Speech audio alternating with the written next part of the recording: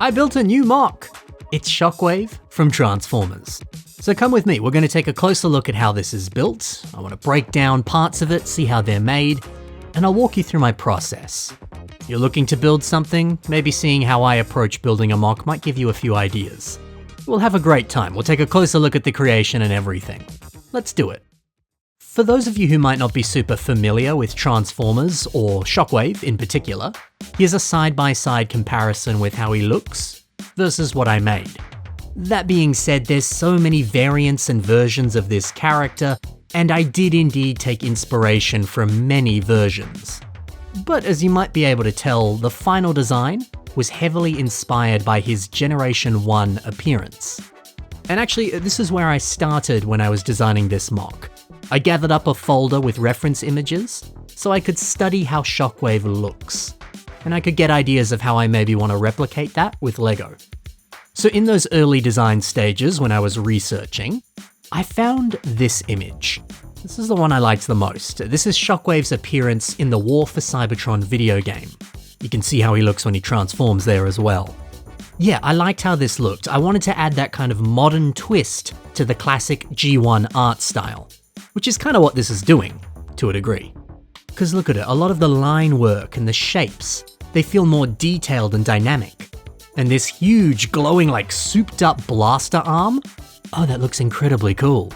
So I thought, yeah, I want to make something like this. Let's try this. So the first thing I began with was the legs, as well as this foot design, and I liked it. But I don't know, it wasn't really working for me. The leg I made, it felt a little bit too stiff and rigid, and when you turned it around, I don't know, it didn't really look that good from behind. Look, to be fair, it's a good design, but it wasn't what I wanted.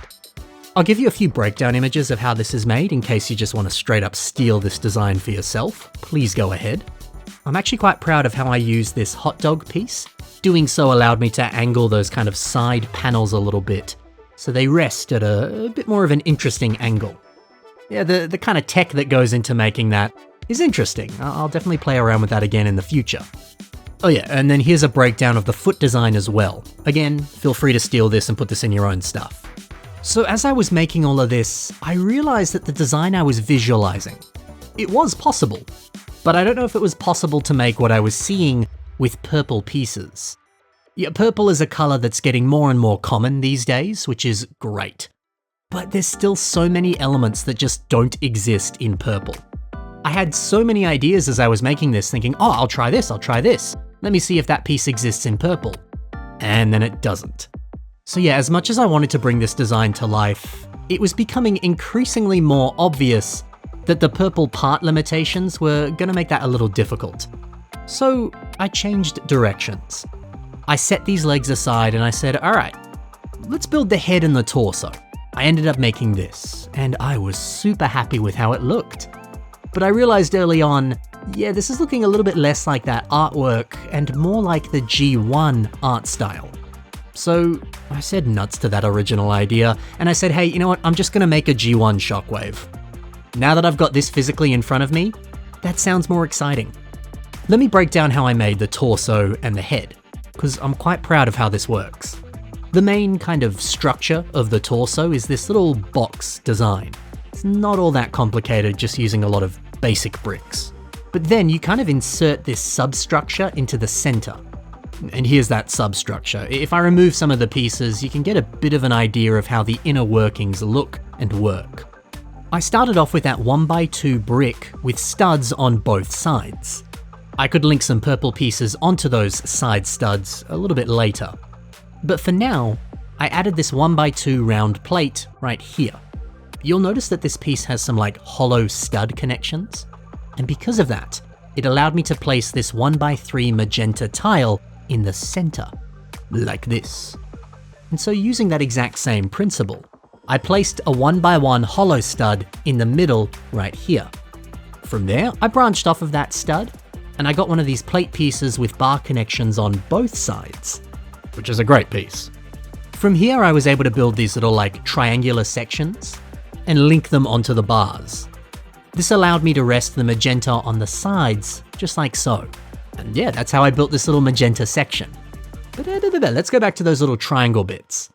you'll notice I used a brand new Lego piece, a very exciting Lego piece. In fact, I would probably say this is the best new element of 2025. It's a clip with a stud connection on the other side. I have been wanting this for years. I'm so glad that it's finally real. Without using this in the design, I don't know if this would have actually been possible to make. The angled connection that I was trying to achieve here with these magenta pieces became so easy and effortless, all thanks to this part. It's so good. So yeah, that's the torso, but next up is the head. When designing this, I looked at a ton of different Shockwave head designs from various media, and I ended up realizing how simple the head very often is. Sometimes it gets a little more complex, but for the most part, yeah, it's just like a little hexagon shape with that mono eye in the middle, but the rest is just kind of an empty black void. There's not much going on. But the most iconic thing here has to be these sharp angled cheeks. That's kind of the most consistent shape language across all of these head designs. So I wanted to make sure I put that in. But I had no idea how I was going to achieve this triangular angle in such a confined, small space. That was going to be tough. Then I remembered the existence of a 1x1 pyramid piece. And thankfully it came in purple. And hey, that got the job done. I didn't photograph it, but I tried like 15 different head designs that had all these complex designs to try and make this weird triangular shape. But in the end, one piece was able to achieve that. Sometimes it's the simplest stuff, isn't it? Oh yeah, and then I used these new double arrow tiles. I quite like this piece.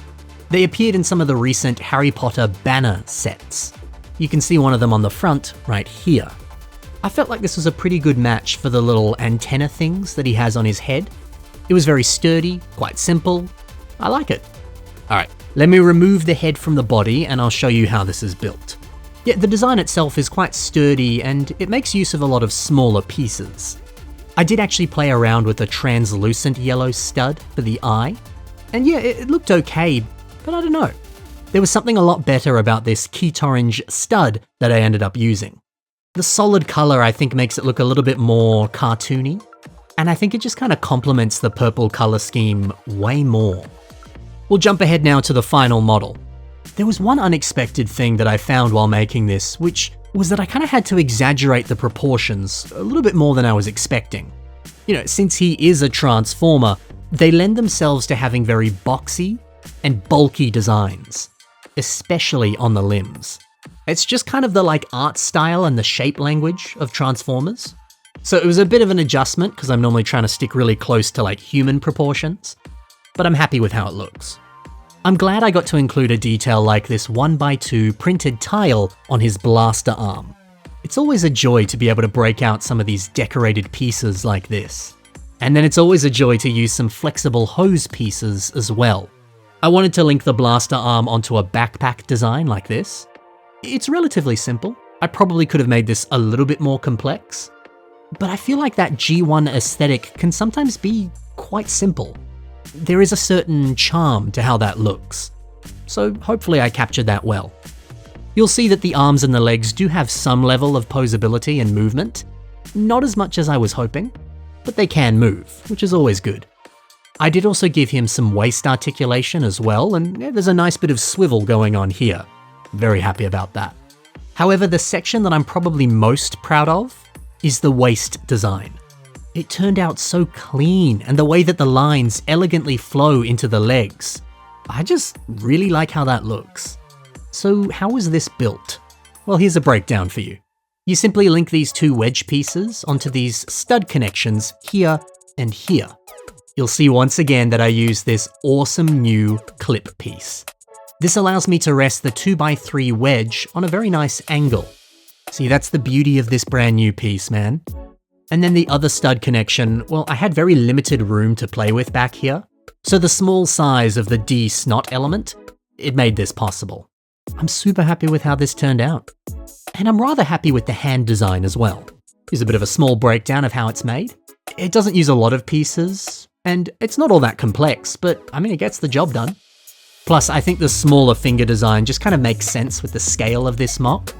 I didn't really want to use the more traditional hand design that you see on a lot of Bionicle mocks. This works. And why not? Here's a breakdown of the arm design that this hand connects to. Enjoy. So yeah, it was a lot of fun to be building in purple again. The limitations of what pieces exist in purple, well, it made this quite exciting and very interesting. I don't know, there's something nice about purple. It might just be one of the best Lego colors. And you know, doing this, it made me want to play around with a few other exotic Lego colors, like maybe teal, or medium azure, maybe even coral and pink elements. That could be a lot of fun. Maybe I'll do that next time. Although I feel like whatever I build next, I really want to focus on posability and movement, as well as like structural integrity. I think that's something I want to improve on a little bit with some of my mocks, personally. But all in all, I'm very happy with how this turned out. Shockwave is an absolute favorite of mine, and I'm glad I was able to bring him to life. And I'm just happy to be building again. Super hungry to be doing more very soon. And hey, maybe I'll mess around with a few other Transformers. Grimlock or Megatron, that could be really fun, but we'll have to wait and see. I've got a few other ideas I want to do first. Alright, and I know you've been waiting for it. I'm sure you're typing a comment right now asking, hey Ben, can this transform? Well, I'm glad you asked.